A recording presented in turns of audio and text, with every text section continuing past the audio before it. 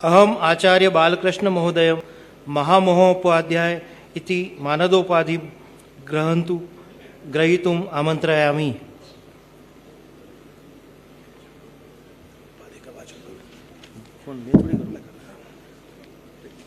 उपाधेः वाचनं करोमि। स्वस्ति श्रीमन्नृपतिविक्रमादित्यस्य अश्विवसुखनेत्रमिते कालयुक्तनाम संवत्सरे अद्रिवेदाङ्केन्दुमिते शकाब्दे मधुशुक्लद्वितीयायाम् इन्दुवासरे ख्रीष्टाब्दे महर्षिपाणिनि संस्कृतवैदिकविश्वविद्यालयाधिनियम षडुत्तर द्विसहस्रतमे इत्यन्तर्भूतस्य मानदोपाधिप्रदानाय विरचितस्य परिनियमस्य परिपालने अद्य आचार्य बालकृष्णाय महामहोपाध्याय उपाधिना विभूष्यते। ये संवेदना की एक तरह से प्रकटीकरण है, तो मैं आपका अभिनंदन करता हूं। और हमारे इस मध्य प्रदेश सरकार में आदरणीय हमारे उच्च शिक्षा मंत्री, जो शिक्षा के साथ साथ में पूरे जनमानस में जो लोकप्रिय भी हैं और आपकी सरलता सहृदयता सबको बरबस आकर्षित करती है, ऐसे माननीय हम उच्च शिक्षा मंत्री जी का भी मैं अभिनंदन करता हूं। और यहाँ पर हमारे सांसद महोदय हैं। दोनों सांसद महोदय जी, हमारे महामहिम जी ने तो हमारी ड्यूटी भी लगा दी कि इनको थोड़ा पतला करना है। तो वो हम कहा, भाई से पूछा तो कह रहे थे आचार्य जी 40 कम करके फिर बढ़ गया, तो फिर कम करेंगे। तो आप दोनों का मैं हार्दिक अभिनंदन करता हूं। और हमारे मध्य में परम पूज्य स्वामी जी हैं।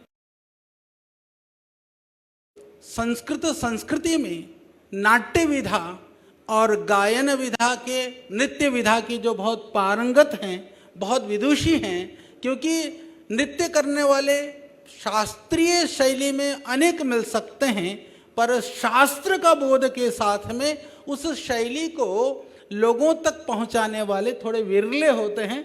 तो बहन उस विधा की, उस परंपरा की है, तो मैं आपका भी नमन करता हूं। और यहाँ के हमारे कुलपति, अब यहाँ पर अच्छा है, अच्छी परंपरा है।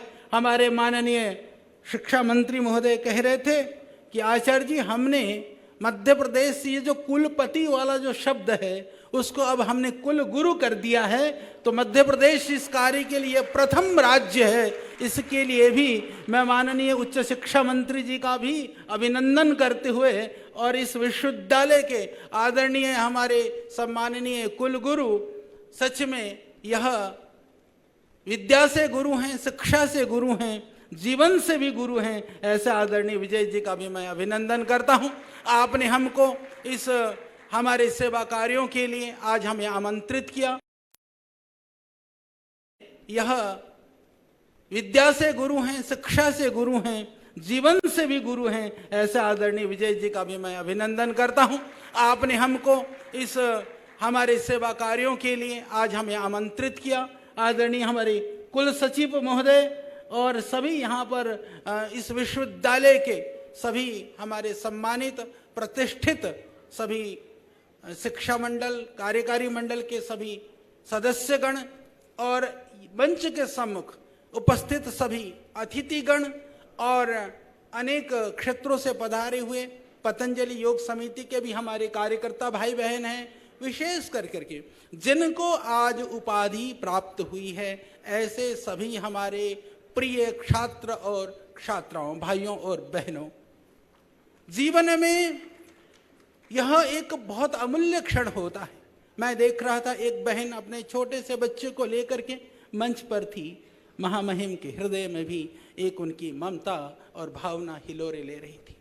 आज के दिन के लिए आपने कितना परिश्रम किया है। तो यह परिश्रम की अजस्र धारा अविरल निर्बाध रूप से बहती रहनी चाहिए, क्योंकि आज आप यहाँ पर पहुँचे हैं तो एक पुरुषार्थ का परिणाम है। परंतु जीवन में किसी पद पर, किसी जिम्मेदारी पर पहुँचने के बाद में भी परिश्रम, अध्ययन अध्यापन से कभी भी वंचित मत होना, क्योंकि विद्या हमें सिर्फ नौकरी नहीं, विद्या हमें जीवन मुक्ति तक लेकर के जाती है। यही संस्कृत की जो परंपरा है वो हमें सिखाती है।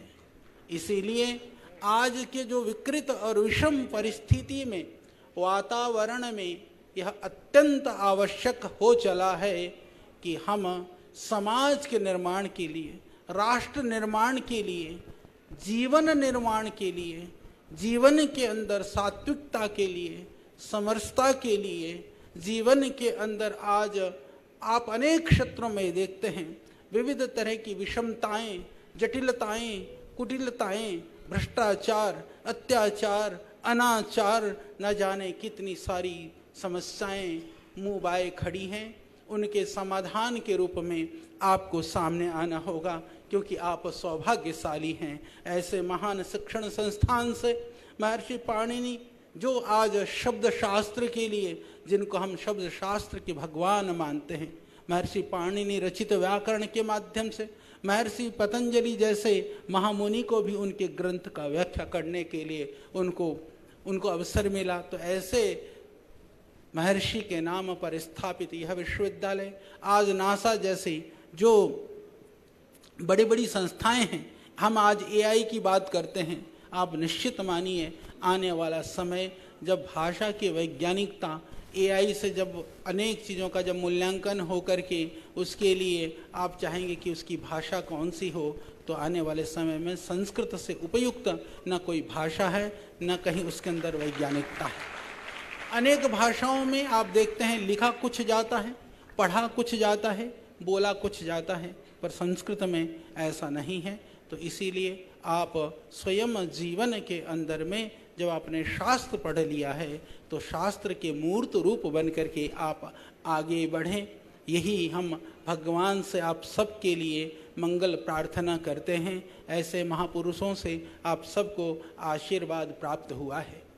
जहाँ तक आज हमें यहाँ पर महामहोपाध्याय के रूप में जो आपने सम्मान दिया है, मुझे लगता है वह हमारा नहीं, हमारे साथ मिल करके जो लाखों लाखों भाई बहन सनातन संस्कृति के लिए, वैदिक परंपरा के लिए, राष्ट्रोत्थान के लिए, योग और आयुर्वेद के माध्यम से देश के जागरण के लिए जो प्रयास कर रहे हैं, उन सब का यह सम्मान है और मैं उन सब को यह सम्मान समर्पित करता हूँ, आपस में शेयर करता हूँ।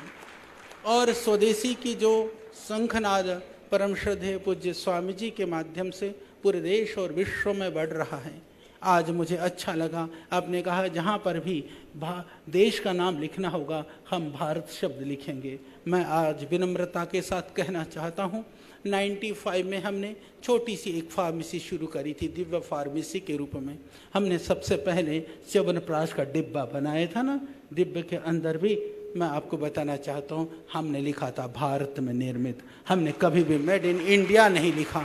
किसी भी उत्पाद में पतंजलि का कोई भी उत्पाद उठा करके देखेंगे, इंग्लिश में भी लिखा होगा तो मेड इन भारत लिखा होगा। हमने वहाँ पर इंडिया शब्द का प्रयोग नहीं किया है। तो आग्रह होना चाहिए संस्कृत के प्रति, संस्कृति के प्रति, जीवन में, व्यवहार में, आचरण में, स्वभाव में। तो आपको देख करके ही दुनिया को लगे कि आप चलते फिरते संस्कृति के, सनातन के गौरव हैं।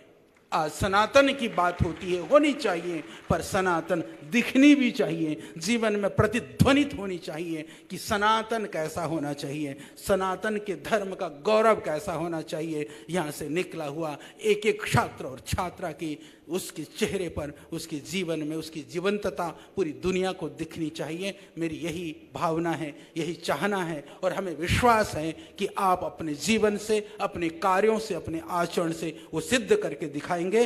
भारत माता की